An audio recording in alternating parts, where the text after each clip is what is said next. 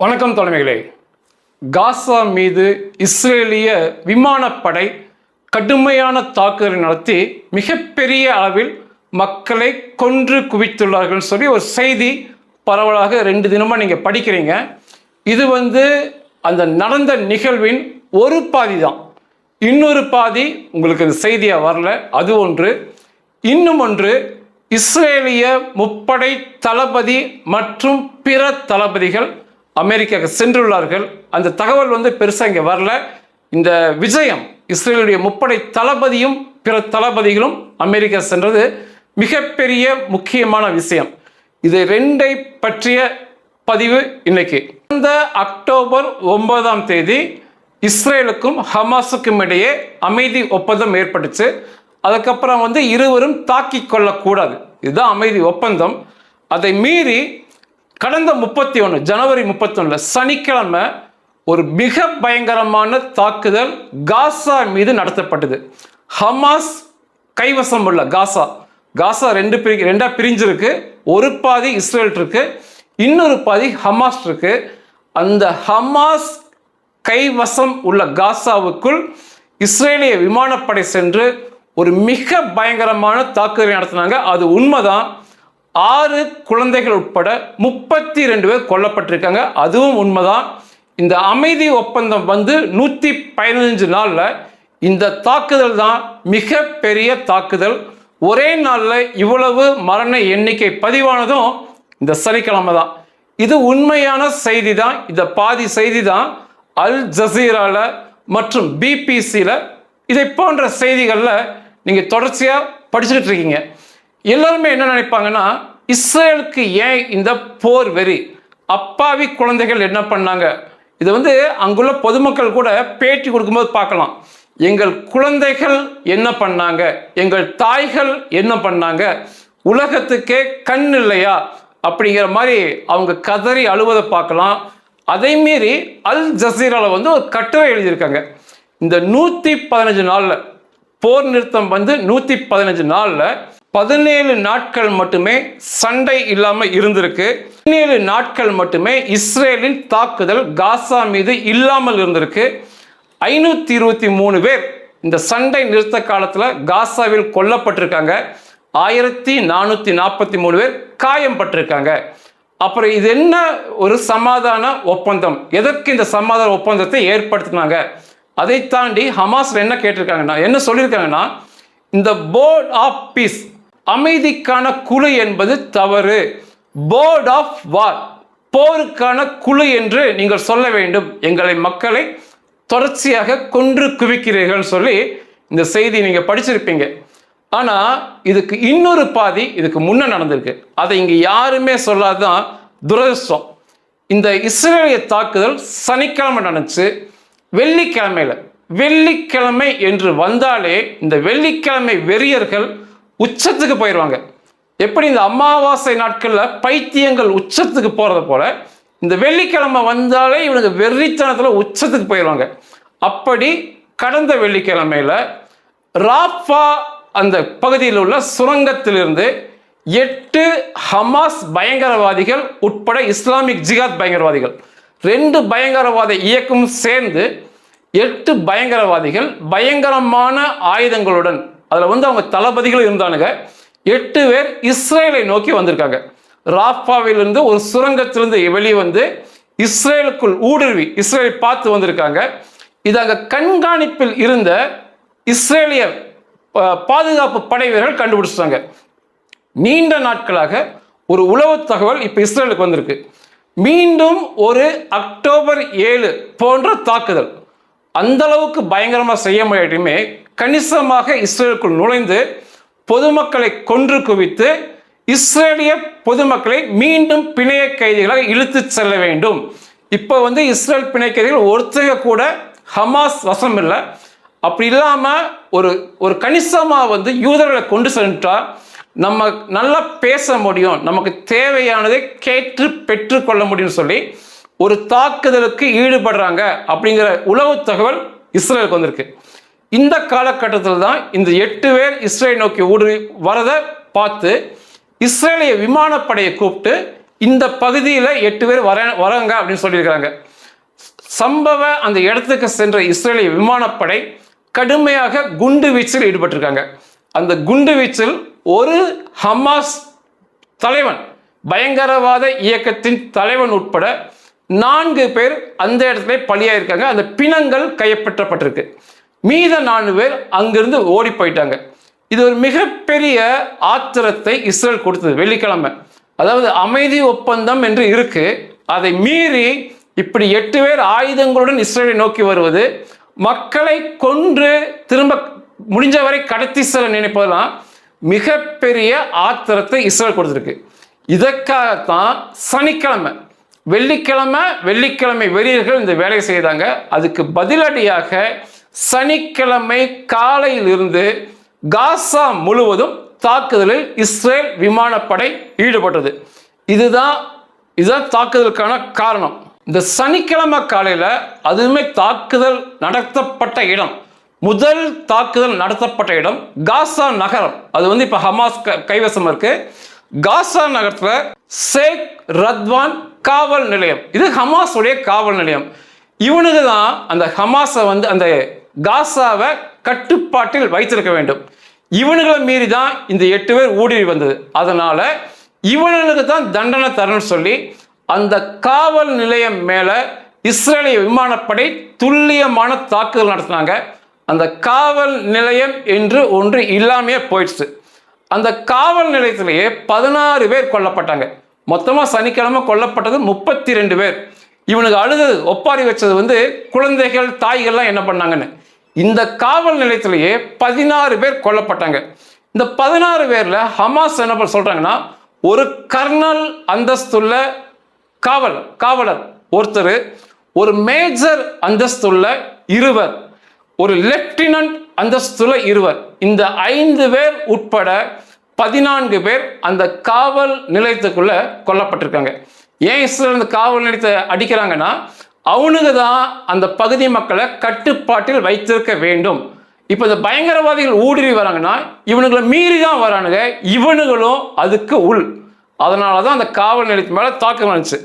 அதுக்கப்புறம் ஆயுத கிடங்குகள், ஆயுத உற்பத்தி தொழிற்சாலைகள், 2 ராக்கெட் ஏவுதளங்கள், இதுதான் சனிக்கிழமை அடிவாங்கிய இடங்கள். ஆனால் இதை முழுசா மறைச்சு இந்த தாக்குதல் நடந்த இடங்கள், மரணமடைந்த கொல்லப்பட்ட நபர்களை அந்த அந்தஸ்துகளை பார்க்கும்போதே இது ஒரு இராணுவ ரீதியான தாக்குதல் நிச்சயமா புரியும். அதை மீறி ஏன் குழந்தைங்க கொல்லப்படுறாங்கன்னா, திட்டமிட்டு ஹமாஸ் பயங்கரவாத இயக்கம், இஸ்லாமிக் ஜிஹாத் பயங்கரவாத இயக்கம் திட்டமிட்டு காசா பொதுமக்கள் எங்க இருக்காங்களோ அதிகமா அவர்களுக்கு இடையே தான் அவர்களுடைய ஆயுத கிடங்குகள், ஆயுத உற்பத்தி தொழிற்சாலைகள் வச்சிருப்பாங்க. ஏன்னா அது அடிக்கும் போது அந்த மக்களின் மரணம் தவிர்க்க இயலாத ஒன்றா இருக்கும். அப்போ இவனுக்கு அந்த ஆயுத கிடங்கெல்லாம் மறைச்சு வச்சுக்கிட்டு மக்கள் கொல்லப்பட்டாங்க அப்படி சொல்லிட்டே இருப்பாங்க. இந்த தாக்குதல் நடந்த இடம் எல்லாமே இராணுவ ஆயுத சம்பந்தப்பட்ட இடங்கள். அதை ஒட்டி அந்த பாலஸ்தீன மக்கள் வசிப்பது மிகப்பெரிய தப்பு, அல்லது பாலஸ்தீன மக்கள் இருக்கும் பகுதியில் ஆயுத கிடங்களை வைத்திருப்பது ஹமாஸ் இஸ்லாமிக் ஜிஹாத் செய்யும் தவறு. இவனுக்கு எல்லாமே ஒண்ணுதான்.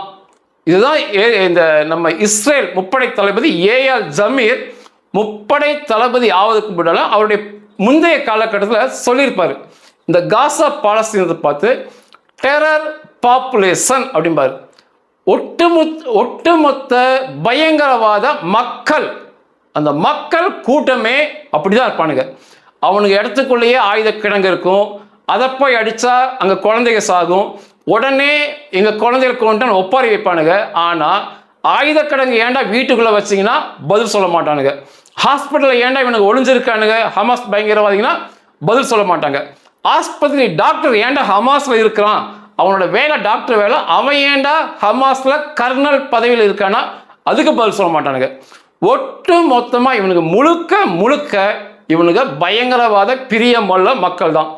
இவர்கள் தருகின்ற செய்தி ஒரு பாதியை மட்டும்தான் படிப்பீங்க. பிபிசியில், அல் ஜசீரால அதை ஒட்டி வருகின்ற செய்தியில் பொதுமக்களை கொண்டுட்டாம்பாங்க.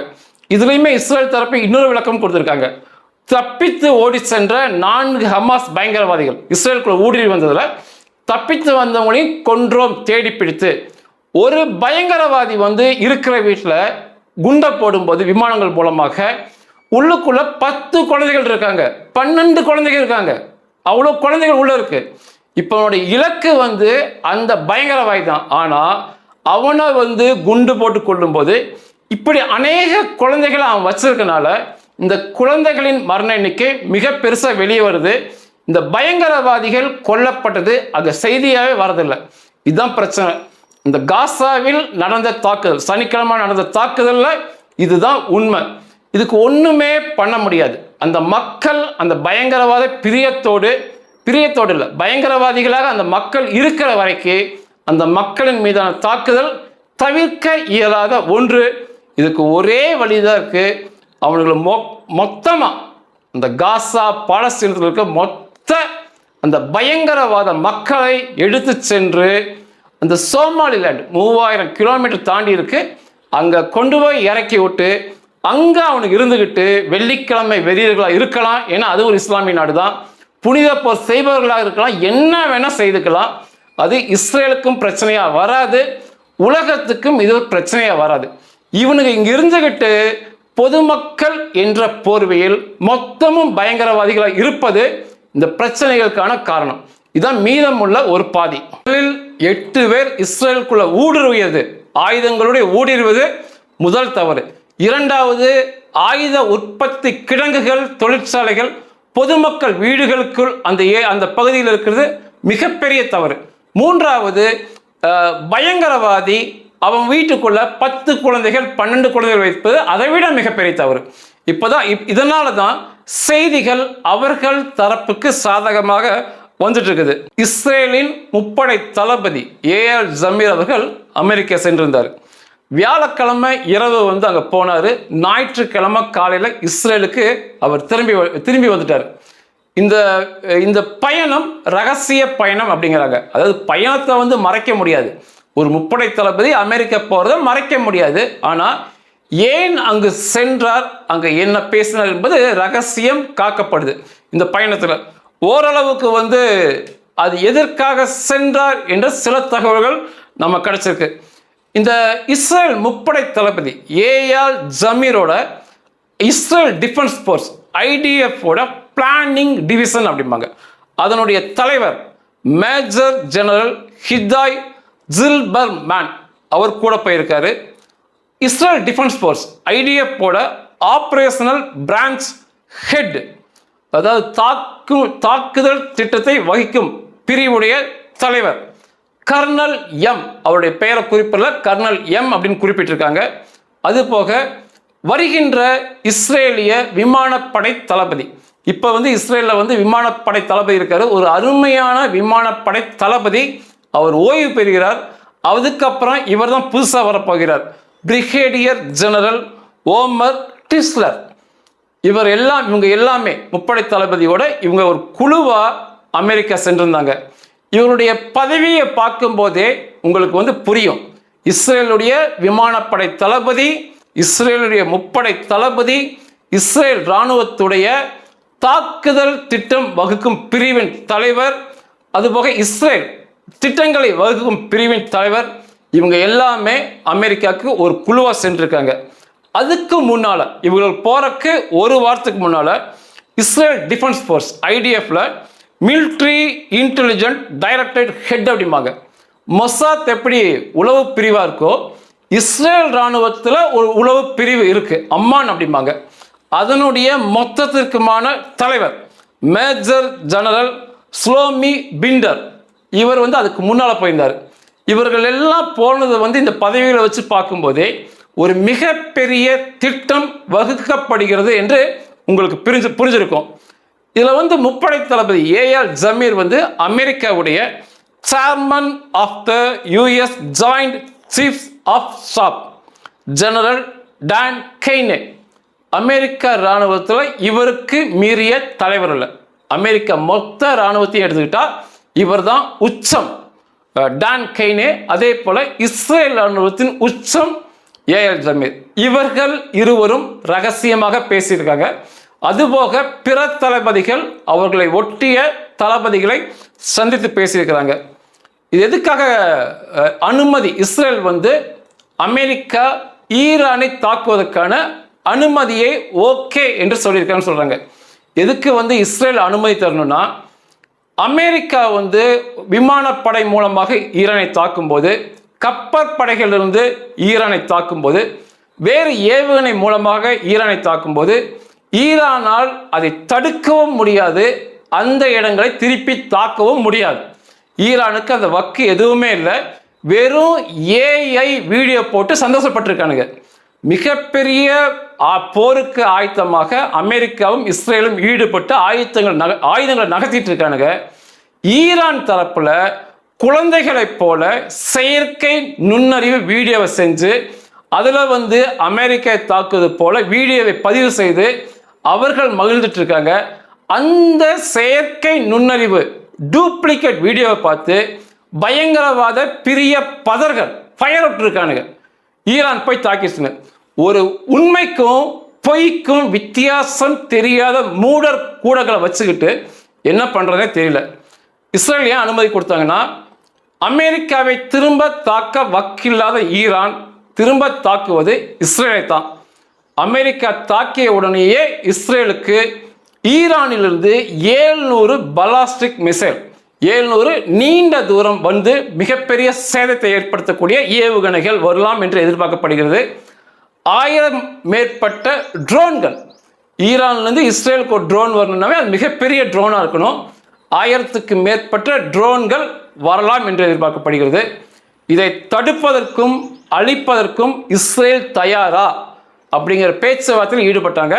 இஸ்ரேல் நாங்கள் தயாராகி விட்டோம், எங்களுடைய வான் பாதுகாப்பு சாதனங்கள் தயார் என்று சொல்லியிருக்காங்கன்னு சொல்றாங்க.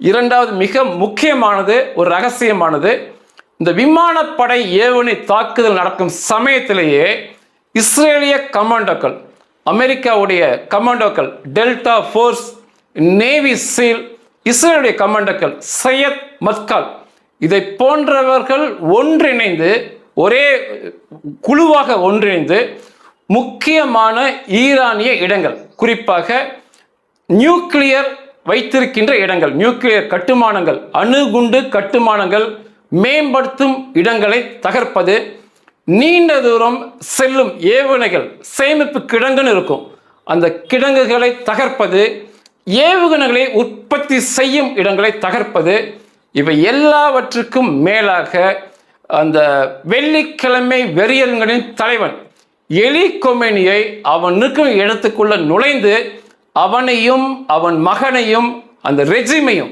முடிந்தவரை அவன் கூட இருப்பவர்களில் கைது செய்து இழுத்து அமெரிக்காவில் ஒப்படைப்பது. இது எல்லாமே கமாண்டோக்கள் மூலமாக எவ்வளவு சாத்தியம் என்று திட்டம் போட்டிருக்காங்கன்னு சொல்றாங்க. விமானப்படை தாக்குதல் நடத்தும் போது இது ஒரு மிகப்பெரிய விஷயமாக இந்த சண்டை பார்க்கப்படும். கிட்டத்தட்ட 10 லட்சம் இராணுவ வீரர்கள் இருக்கும் ஈரானுக்குள்ள அவர்களின் கண்ணுக்குள் மண்ணை தூவி உள்ளே சென்று இஸ்ரேலிய கமாண்டோக்கள், அமெரிக்க கமாண்டோக்கள், இதை போன்ற இடங்கள்ல கிட்டத்தட்ட இதெல்லாம் பார்க்கும்போது ஒரு 100 இடங்களுக்கு மேல ஒரே சமயத்தில் உள்ள போய் அங்கங்கே தாக்குதல் நடத்தி அழிப்பையும் கொடுக்கணும். இந்த பயங்கரவாத தலைவர்களை இழுத்து வர வேண்டும். இதெல்லாம் செய்து காட்டும் போது மிக பிரமிப்பாக இருக்கும். செய்ய முடியுமானா செய்ய முடியும். இப்ப ஈரான்ல மிகப்பெரிய ரேடார்கள் எதுவுமே இல்லை. உள்ள போர் விமானம் வரும்போது அவங்களால கண்டுபிடிக்க முடியாது. ஹெலிகாப்டர்கள் தாழ பறந்து வரும்போது கண்டுபிடிக்க முடியாது.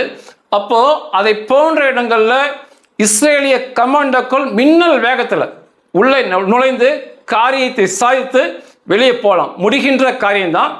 அங்கே இருக்கின்ற ஈரானிய இராணுவ வீரர்கள், அந்த அலி கொமேனியின் பயங்கரவாத இராணுவம் IRGC ஜமால்சா போதும், மிகப்பெரிய பிரச்சனை வராது. ஏன்னா அங்கே வான் பாதுகாப்பு சாதனம் என்று ஒன்று அங்கு இல்லை ஈரான்ல, அதனால பயப்பட தேவையில்லை. ஆனால் இந்த கமாண்டோ ரெய்ட் நடக்கும்போது மிக பரபரப்பாகவும் இருக்கும், ஒரு அதிசய தக்க வண்ணமாகவும் இருக்கும். இதெல்லாம் சாத்தியமா என்று இஸ்ரேலிய முப்படை தளபதி, அமெரிக்க முப்படை தளபதி பேசியிருக்காங்கன்னு சொல்றாங்க. இப்போ இஸ்ரேலிய முப்படை தளபதி இஸ்ரேலுக்கு திரும்பிட்டாரு. எப்போ தாக்குதல் நடக்கும் ஈரான் மீது அப்படின்னா நாட்கள்லையும் சொல்லக்கூடாது, மாதங்கள்லையும் சொல்லக்கூடாது. மாதங்கள்லாம் ஆகும்னு சொல்ல முடியாது, நாட்களில் முடியும்னு சொல்ல முடியாது. ஒரு சில வாரங்களில் ஈரான் மீது தாக்குதல் மிக வெறித்தனமாக இருக்கும். இந்த தாக்குதல், அதாவது ட்ரம்ப் என்ன சொல்லியிருக்காருன்னா, ப்ளோ பண்ணணுன்னு இருக்கார். ஈரானை வெடித்து சிதற வேண்டும் ஈரான் அப்படின்னு இருக்காருங்கிறாங்க. அதற்கேற்ப திட்டங்களை தான் வகுத்திருக்கிறாங்க. இந்த வார்த்தை ட்ரம்ப் சொல்லியது. ஈரானும் அலி கொமேனி ரெஜிமும் ப்ளோ ஆகணும், வெடித்து சிதற வேணும் இருக்காங்க. அதற்கான திட்டங்கள் போயிட்டு இருக்கு. ஒரு சில வாரங்கள் நிச்சயமாக ஈரான் மீது பயங்கரமான தாக்குதல் நடக்கும். நன்றிகள்.